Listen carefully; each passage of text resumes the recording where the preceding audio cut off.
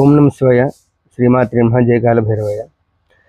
చాలామంది కొబ్బరికాయ కొట్టినప్పుడు కొబ్బరికాయ కుళ్ళిపోతుంది, కుళ్ళిపోతే ఏదో అశుభంగా భావిస్తున్నారు, భయపడుతున్నారు.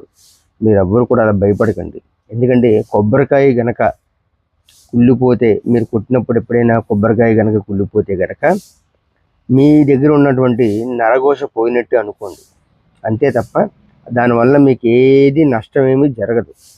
మీకు లాభం జరుగుతుంది కానీ నష్టం అయితే జరగదు. ఇది వాస్తవం. ఇది చాలామంది భయపడి కొబ్బరికాయ కొట్టేసాం, ఈరోజు కుళ్ళిపోయింది, ఏమైపోతుంది ఏంటో చెప్పి అపోహతో చాలామంది దీర్ఘాలోచనలో పడిపోయి చాలా అనారోగ్యానికి కూడా సమస్యలు కూడా తెచ్చుకుంటున్నారు.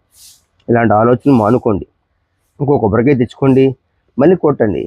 అంతే. మీరు దేవాలయంకి వచ్చినప్పుడు, దేవాలయంలో కొబ్బరికాయ కొట్టేటప్పుడు ఏం చేయాలంటే, ముందుగా కొబ్బరికాయలు కడగడం కట్ట చేయకుండా మీరు దండం పెట్టుకొని కాళ్ళు చేళ్ళు శుభ్రం కడుక్కొని ఆ కొబ్బరికాయ పట్టుకొని గుడి చుట్టూ కూడా 3 ప్రదక్షిణాలు చేసి అప్పుడు మనస వాచ కర్మన ఆ భగవంతుని స్మరణం చేసుకొని అప్పుడు కొబ్బరికాయ కొట్టండి. అంతే. అది కుళ్ళిందా, మీకున్నటువంటి నరఘోష అంతా పోయినట్టే.